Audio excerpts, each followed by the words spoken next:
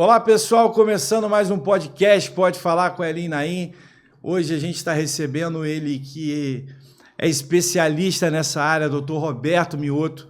A gente vai falar sobre o Novembro Azul, da importância da prevenção, principalmente do câncer de próstata, que infelizmente mata e mata muitas das vezes pelo preconceito dos homens, pela não prevenção, que é um câncer que, quando descoberto desde o início, tem um alto índice de cura. A gente vai falar um pouco mais, não só sobre a questão do câncer em si, mas sobre tudo que cerca essa parte da medicina que é tão importante para a nossa vida. Doutor, primeiro, obrigado pelo... É um prazer. Por aceitar o convite. É um mês muito importante para a gente fez o Outubro Rosa falando sobre principalmente a questão do câncer de mama e a gente começar o mês de novembro, a gente estar no mês de novembro falando sobre a questão do Novembro Azul, sobre o câncer. Primeiro, a gente sempre fala aqui no podcast, a gente fala um pouquinho da pessoa, do ser humano, do cidadão rápido.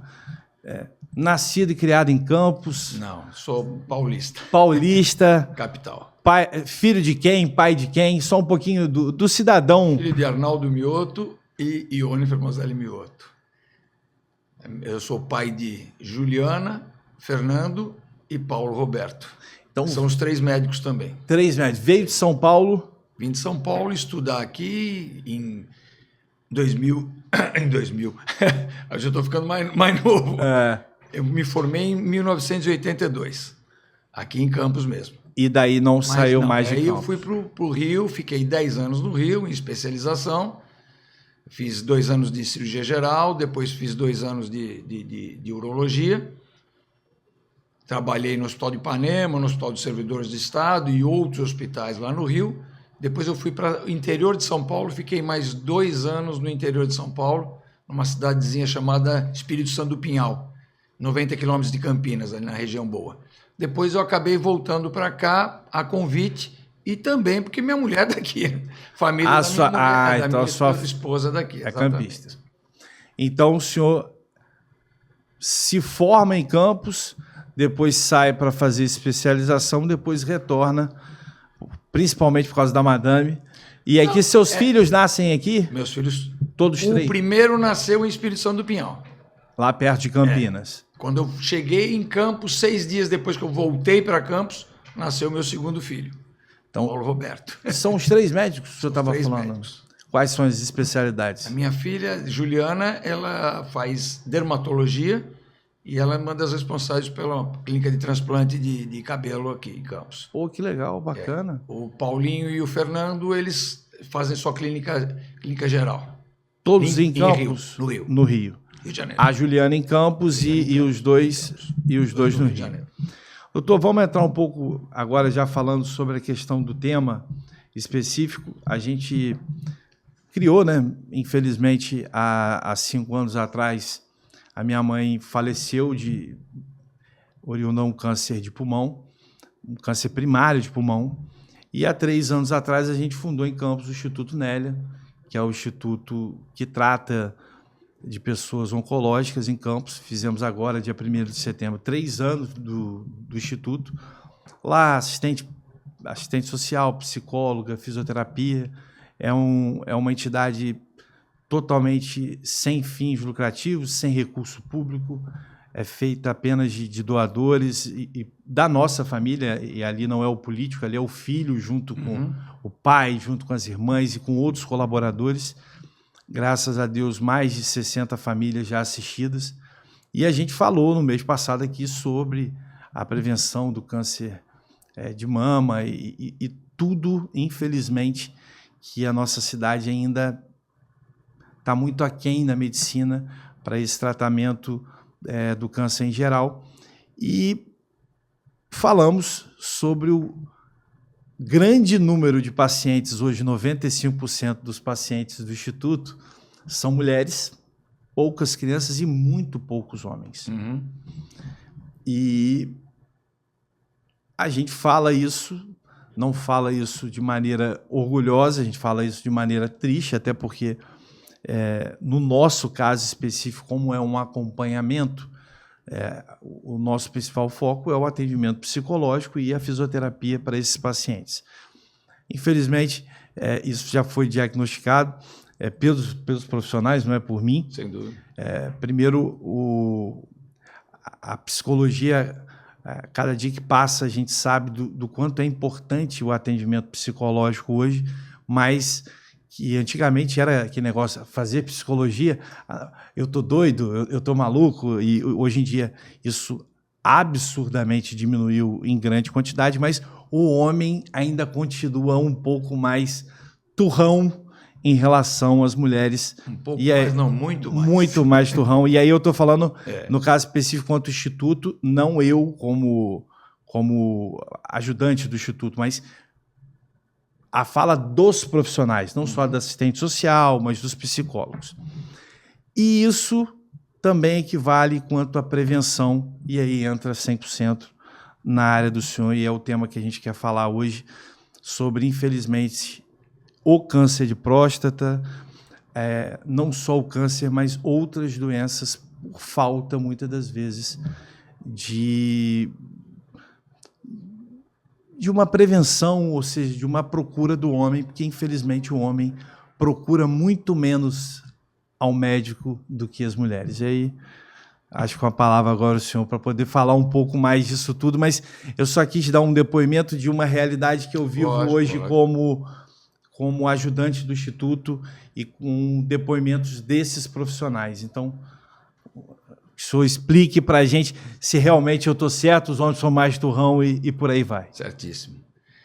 Bom, o que aconteceu? Em 2003 foi lançado na Austrália o início do Novembro Azul. Na verdade, o Novembro Azul não é direcionado ao câncer de próstata, e sim à saúde do homem. Como um todo. Como um todo. O problema da próstata é porque em dia 17 de novembro é o dia do câncer de próstata. Então aproveitou-se e instituiu-se essa nomenclatura de Novembro Azul, porque para dedicar ao câncer da próstata. Mas, na verdade, ele é a saúde do homem. Como um todo. Exatamente. Em 2008 começou a ser instituído no Brasil, mas a força maior foi a partir de 2011. Onde começou a se incentivar com campanhas pela Sociedade Brasileira de Urologia e tudo mais, para incentivar os homens a realmente conscientizar eles que realmente é necessário fazer uma prevenção desse câncer, que é o câncer mais comum no homem acima dos 60 anos.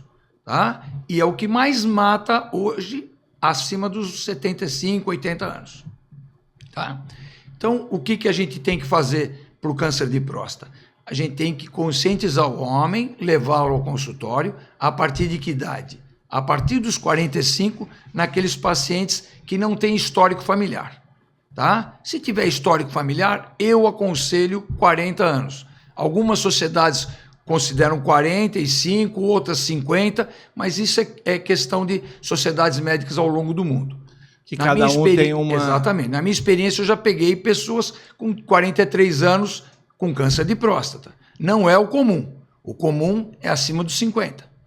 Tá? Mas nessa faixa, principalmente dos pacientes que têm a hereditariedade, então tem que ter. A possibilidade de uma pessoa comum ter um câncer de próstata é em torno de 8%, a grosso modo. Se ela tiver um parente na família, vai para 16%.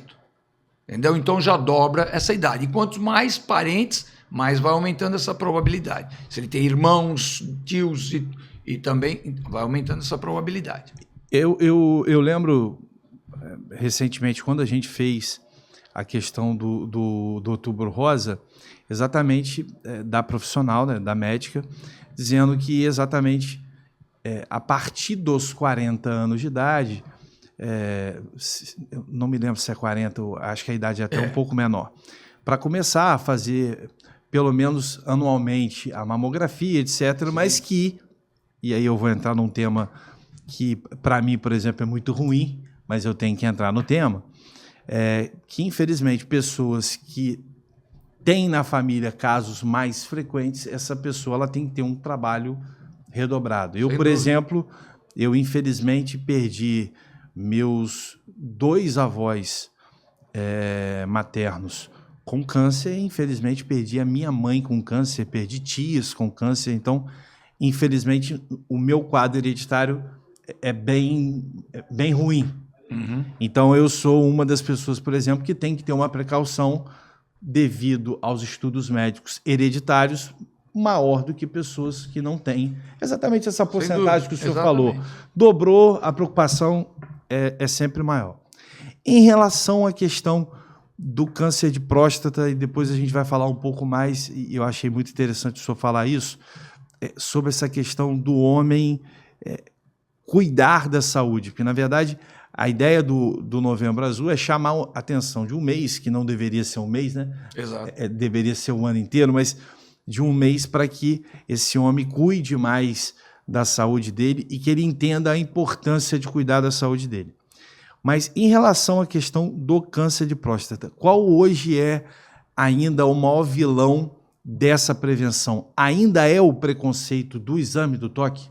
Como você falou, o homem já é difícil de ele procurar um tratamento. Mesmo que ele está sentindo alguma coisa, ele vai remoendo, vai enrolando até ele chegar e ter que procurar mesmo. Tá? Graças a Deus, hoje, com essas campanhas de conscientização, o homem ficou um pouco mais tranquilo, mais maleável, tá? Mas o grande tabu ainda é o toque retal, né? O toque da próstata, que é feito através do ânus, que não tem outra via para a gente examinar. E é um exame que, na verdade, teria que ser uma parte do exame físico, até para o clínico, para todo mundo, porque ele não só pega o câncer da próstata, algumas alterações da próstata, como algumas vezes já diagnostica um câncer de reto, um câncer do ânus ali logo de cara, né? Então eu já cansei de fazer exames de próstata procurando a próstata, mas achar um câncer de reto. Então já é um exame que você também tem outras vantagens, né? E hoje o que acontece muito é que os homens também são levados pela própria família. Né? Os filhos insistem, a mulher insiste, principalmente a mulher. Eu canso de ver que eu vim aqui, mas ela me trouxe, porque eu não queria vir, não. Ou seja, entendeu? É aquela teimosia, aquele orgulho de falar assim, por mim eu nem viria, mas já aquela... Agora, o que eu observo é o exame do toque retal, um exame muito simples, muito rápido, tá? Relativamente indolor, é incômodo. É incômodo, você está fazendo um exame que não é um lugar para a gente ficar enfiando o dedo, né? Com certeza. Entendeu? Mas ele é um exame praticamente indolor, não tem problema nenhum. E muito rápido.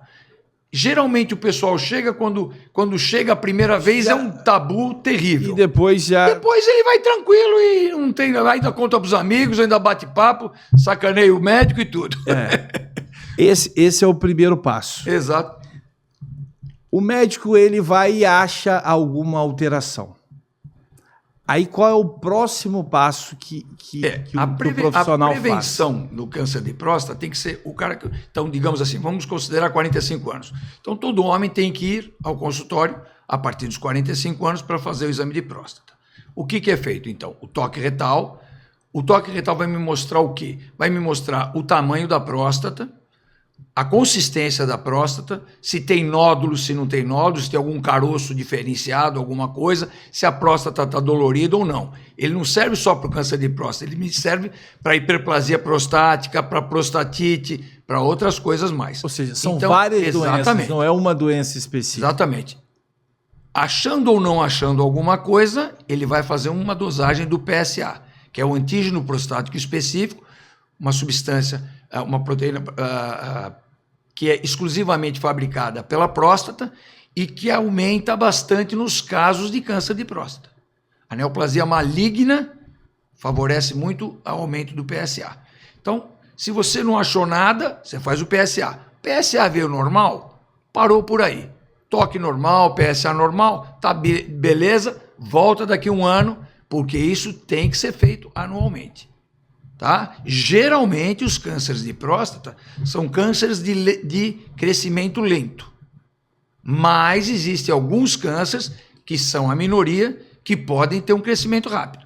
Então, um ano é um tempo bom para se fazer isso, entendeu? Vamos falar de uma outra realidade em alguns segmentos.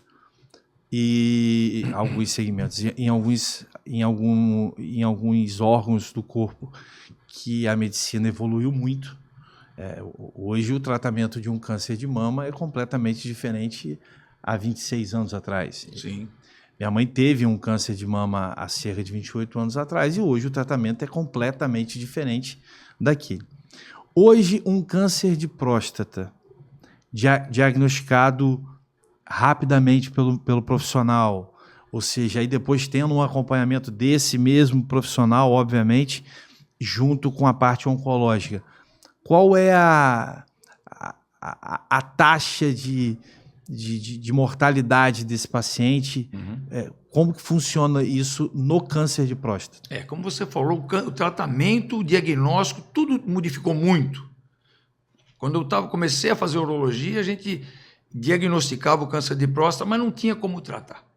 O tratamento era a base de terapia hormonal, a retirada dos testículos ou fazer hormônio para esse paciente. Com a evolução, principalmente graças ao PSA, que começou a melhorar o diagnóstico desse câncer e procurar esse câncer. Então, como eu falei para você, quando você diagnosticou um câncer, achou que tem uma suspeita ou pelo toque ou pelo PSA aumentado, apesar de todo o exame digital estar normal, você tem que começar a procurar esse câncer. Investigar. Então, hoje o que a gente tem de mais moderno e de melhor resultado é uma ressonância multiparamétrica da próstata, faz uma ressonância magnética dessa próstata, onde a próstata vai ser mapeada direitinho à procura de alguma anormalidade que possa sugerir um câncer.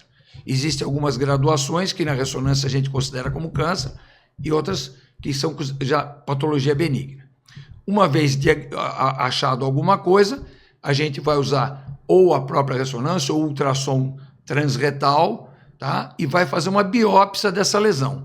Com uma agulha, exatamente. Para mutação. Vai direcionar essa agulha na direção do câncer, onde está, no câncer não, do nódulo que está suspeito, né? E vai colher o material. E faz também biópsias aleatórias em toda a próstata, geralmente acima de 13 fragmentos que são coletados, tá? O câncer de próstata, ele não acontece num lugar sozinho da próstata. Muitas vezes ele acontece num lugar, mas ele é uma doença que ela pode estar em outros lugares, mesmo que você só tenha uma lesão daquela na ressonância, mostrando uma lesãozinha pequena. Então ele não é localizado, ele é multilocalizado, tá? Então você tem que mapear de repente a próstata para você tratar. Bom, quando você diagnosticou o câncer, o que você tem para oferecer para esse tratamento? O que a gente tem para oferecer principalmente hoje vai depender da idade do paciente, do estado de saúde do paciente. Ou seja, o quadro clínico. Exatamente. Os pacientes que têm um câncer de próstata, que na biópsia mostra que ele tem um câncer mais benigno, digamos assim, não é benigno. Ele é menos maligno, digamos, melhor. Menos maligno, esse paciente pode ser até seguido através do que a gente chama de vigilância ativa. Você vai seguindo, você sabe que ele tem câncer, mas você vai só seguir esse paciente com exames frequentes, com eventualmente mais biópsias, para ver se não está mudando nada. Tá? Por quê? Porque esses a gente considera, por exemplo, o câncer de próstata diferenciado, por exemplo, Gleason. Gleason é uma escala que eles falam da malignidade. Gleason 6, 7, 8, 9, 10. Tá? O Gleason 6 é um câncerzinho que a gente considera um câncer indolente, ou câncer tartaruga. E aí você tem que ir tratando... Você pode ir tratando ele, vai acompanhando ele, principalmente quando é jovem, para não ter alteração da função sexual, não ter ausência de ejaculação e tudo mais. E aí evita de ter um tratamento mais invasivo. Exatamente. Algumas pessoas dessas que a gente está vigiando, a gente consegue que essas pessoas morram de outras coisas, morram com o câncer, mas não do câncer.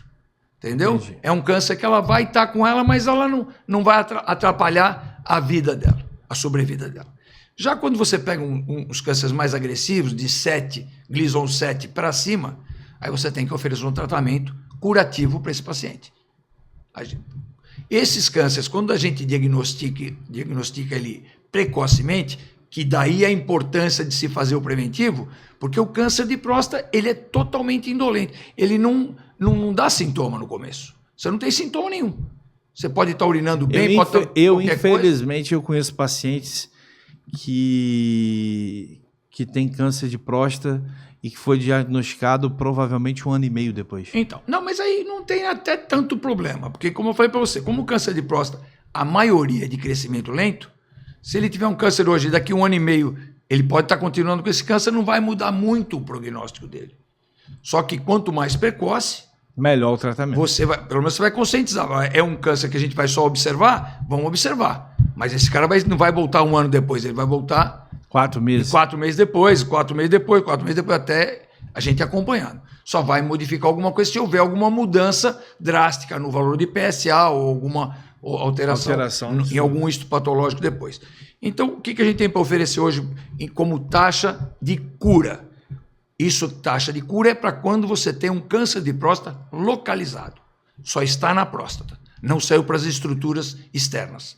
Ele costuma dar mais metástase para gânglios linfáticos e ossos. A primeira coisa. Eu ia fazer exatamente essa pergunta. Para gânglios linfáticos ali da pelve e depois para os ossos. Né?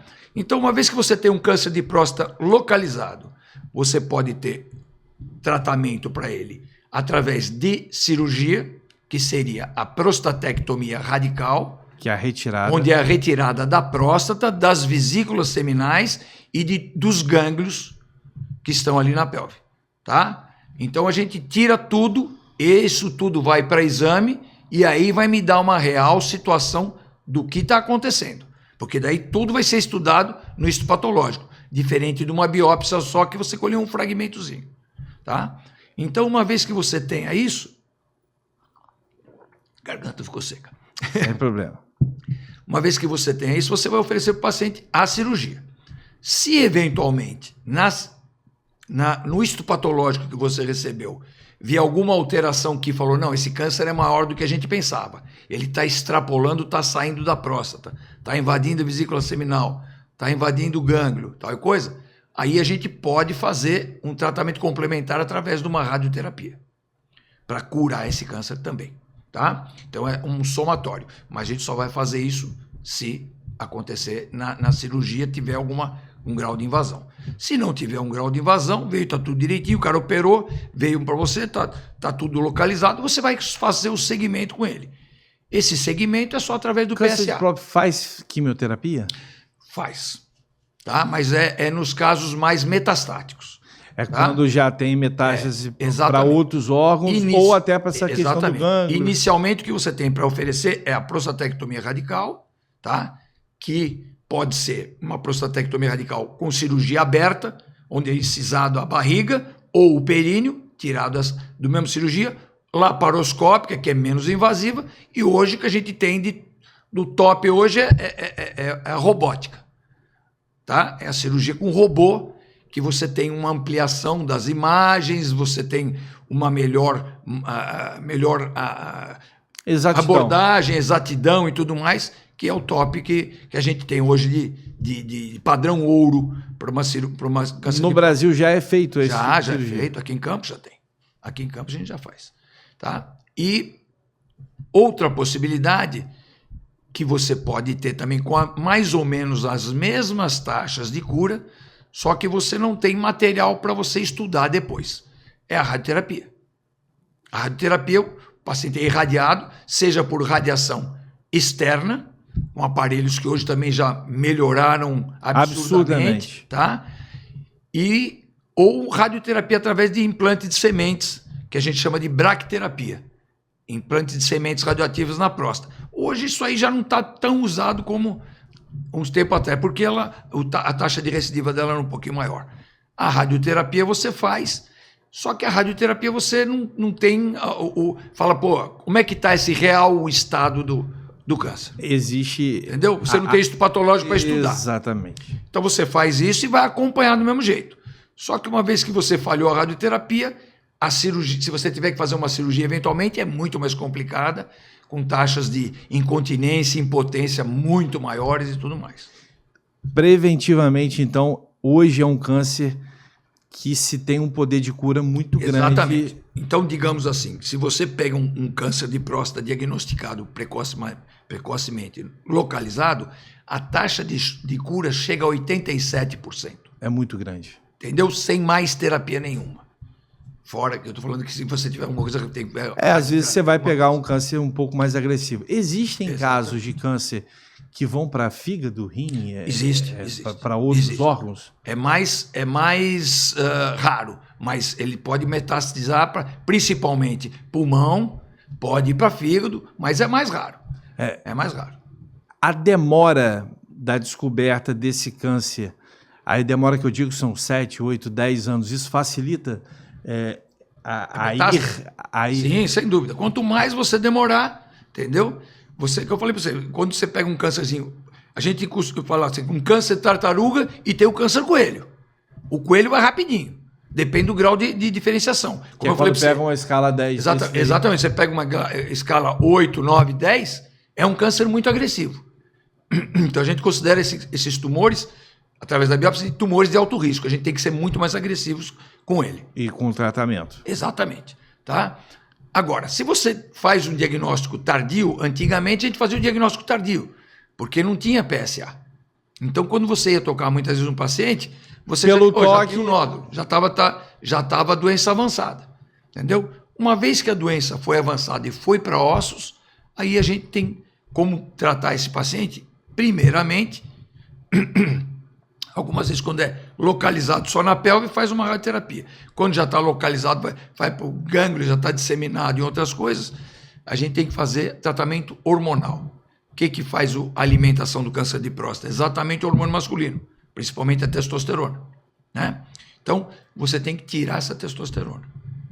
Então, você faz tratamento para bloquear essa testosterona, seja através da cirurgia, onde você faz a retirada da parte dos testículos que produzem hormônio. Tá? Ou você usa substâncias, bloqueadores hormonais que vão bloquear essa testosterona. Entendeu? Aí você bloqueando isso, esse câncer dá uma inibida. Hoje você tem, agora, recentemente tem algumas outras substâncias que são antiandrogênicos também, que você, de segunda geração, que você consegue bloquear isso muito melhor. E aumentando bastante a sobrevida desse paciente. Uma vez que esse paciente passou a não responder mais a esses hormônios, tá? A doença está avançando e ele não está mais respondendo ao hormônio, apesar de que o hormônio vai responder, mas ele vai responder um certo período. Então, quando ele para de responder, aí que você entra com a quimioterapia. Aí você faz a quimioterapia. Então é mais os cânceres bem mais avançados. Ou seja, você já está numa segunda tentativa. Exatamente. Aí você faz a radioterapia, você faz a quimioterapia, algumas vezes também imunoterapia, essas coisas todas, essas outras opções para você dar. A quimio ainda tratamento. A quimio ainda é uma. Fica à vontade. A quimio ainda é uma tentativa ainda. A imuno, muitas das vezes, na maioria dessas doenças, quando já é um pouco mais agressiva, aí já se trata de paliativos. Atualmente a gente tem até a gente faz uma avaliação genética do paciente para ver se ele responderia à imunoterapia. Tá? Então você já sabe qual que vai responder e qual que não vai responder. No caso de Dona Nélia, né, a minha falecida mãe, quem cuidou da minha mãe no câncer de pulmão foi o Dr. Carlos Gil, que é um excelente pneumologista do Rio. E ele falava assim, Dona Nélia, a senhora é muito rara.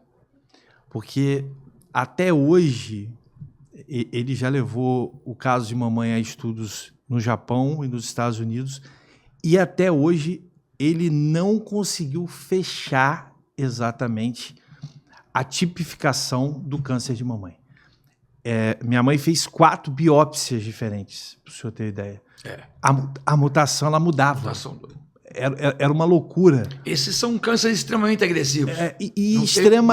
Extremamente raros. Ele fala que ele nunca tinha vivenciado. Exatamente. Ele era chefe de toda a rede DOR de câncer de pulmão, ou seja, ele era específico de câncer de pulmão. Ele falou assim, ele brincava, Dona Nélia, a senhora é tão rara que E mamãe começou a fazer vários tratamentos, chegou a fazer imunoterapia. Exato. Por incrível que pareça, o melhor avanço, estou falando do quadro clínico dela, que ela ficou melhor foi quando ela fez a convencional. Ela começou com medicação oral, mudou a medicação oral porque fez a biópsia, deu uma nova mutação. Aí ela fez a convencional, ou seja, a quimioterapia normal. Foi quando ela teve uma melhora, assim, clinicamente e a diminuição dos nódulos. Mas depois, no final, já estava fazendo imunoterapia porque não respondia. Já começa a não responder nada e vai tentando o que a gente tem na mão, né? Exatamente. E era um câncer muito agressivo, realmente, e que davam a minha mãe, à época, 3, 4 meses de vida, e ela viveu 3 anos e 10 meses. Você vê. E com qualidade. Exatamente, às custas do tratamento. Do tratamento. Da químio, da imuno e foi. Doutor, muito obrigado. Queria que o senhor finalizasse, não dando uma bronca, mas meio que dando um puxão de orelha cada vez mais para que os homens façam o exame, eu acho que não só o Novembro Azul, né? O ano inteiro azul, cuidando da saúde, fazendo atividade física, ou seja... sim. Tudo muita gente me pergunta como é que eu posso prevenir o câncer de próstata. Na verdade, não tem prevenção, assim... Só para o câncer de próstata, é para tudo, né? É mudança do hábito de vida.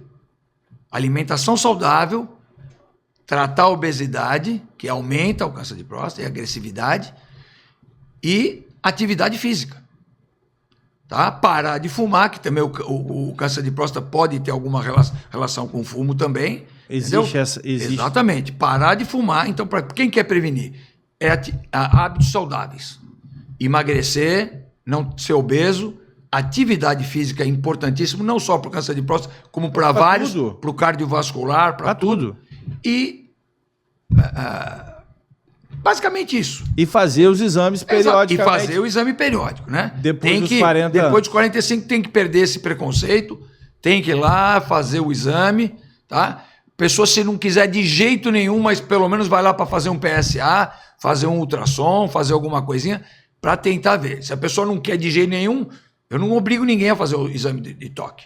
Vou falar só para ele, assim, não vai ser um exame completo. Eu já cansei de pegar pacientes que vêm com PSA normal, ultrassom normal, e eu vou lá, toco, tem um nódulo aqui. O que será isso aí? Faz uma biópsia e é um câncer. Tá?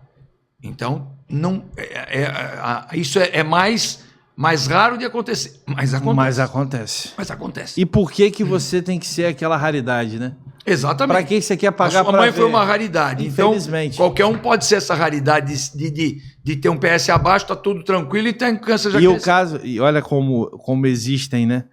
Minha mãe teve um câncer de mama que geralmente existem metástase no pulmão. Ela não teve. O dela foi um câncer primário de pulmão, o que é raríssimo de se acontecer, e nunca tragou um cigarro na vida. Exato. Mas olha, alguém fumava em casa? Nunca ninguém fumou? Em casa. Nem fumante passivo era ela? Nada, absolutamente nada. Mas são raridades que aí a gente não tem mais o que fazer aí quando o Papai do Céu decide quem somos nós. Mas a nossa parte, para não ser uma raridade, a gente tem que fazer, que é a prevenção e atividade física. Doutor, quando o cara não quer ir mesmo, a mulher tem que levar ele, a família tem que levar ele. O filho, o neto, todo mundo dá uma forçada de barra. Exatamente. Doutor, obrigado. Papai do Céu abençoe o senhor. Obrigado. Eu, particularmente, já agradeço o senhor dobrado. O doutor também é médico do meu pai, foi médico do meu pai já algumas vezes. Papai do Céu possa abençoar o senhor, os 3 filhos aí que obrigado. Continuaram junto aí na medicina, cada um na sua especialidade, mas também. E que Papai do Céu abençoe. Obrigado, foi um prazer. Prazer todo nosso. Gente, mais um podcast Pode Falar com Eli Naim. Você aí que é metido a machão é não se prevenir de maneira errada. Você tem que se prevenir, fazer seus exames, correr atrás enquanto é tempo, né? Faça por onde, né? Que eu te ajudarei, o Papai do Céu sempre falou. Então, se previna, use o Novembro Azul como talvez um início para você voltar a fazer atividade física. Como o doutor mesmo falou, o Novembro Azul não é só do câncer de próstata. É para chamar a atenção de você, homem, cuidar da sua vida e cuidar da sua saúde. Até semana que vem com mais podcast. Pode falar com a Elinha Naim. Fui!